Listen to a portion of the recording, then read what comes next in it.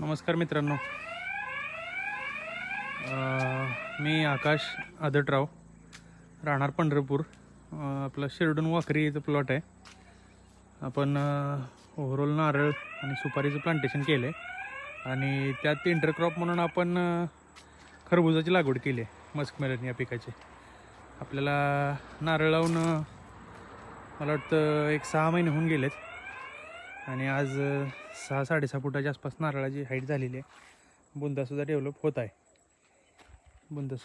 होत आहे आता. आणि त्याचबरोबर मध्ये स्पेस राहतो आहे म्हणून आपण हे खरबुजाचं आंतरपीक लागवड केलेली आहे. आणि ह्याच्यामध्ये खरबुजाची बॉबी व्हरायटी आपण घेतलेली आहे.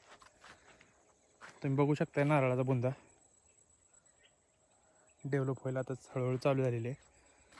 आपण नारळाची रोपं शैलेश नर्सरी मलकापूर, जिल्हा कोल्हापूर इथून घेतलेले आहेत. नारळासंबंधात त्यांचं मार्गदर्शन असते आपल्याला. आणि त्याचसोबत आपण सुपारीची पण झाडं लावलेली आहेत आंतरपीक. आणि मध्ये जी जागा रिकामी राहणार होती त्यात आपण अशा पद्धतीनं बॉबीची लागवड केली आहे. बॉबीच्या प्लॉटला आज 11वा दिवस आहे आपल्या.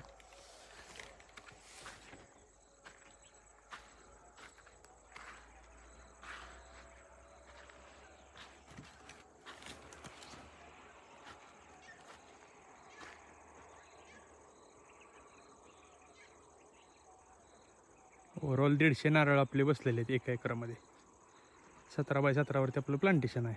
झिगझॅग पद्धतीने आपण नारळाचं प्लांटेशन केलं आहे.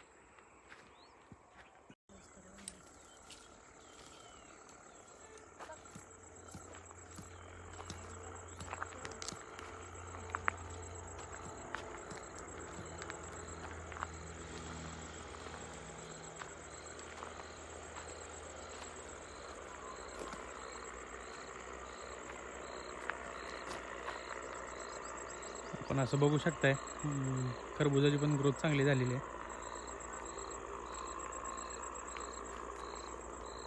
आणि 6 महिन्याच्या मानाने नारळाची ग्रोथ चांगली आहे, उत्तम आहे. तरी त्याला आपण विशेष अशी महागातली खतं वगैरे काय घातली नाहीत. बऱ्यापैकी सेंद्रियवर आपला भर आहे.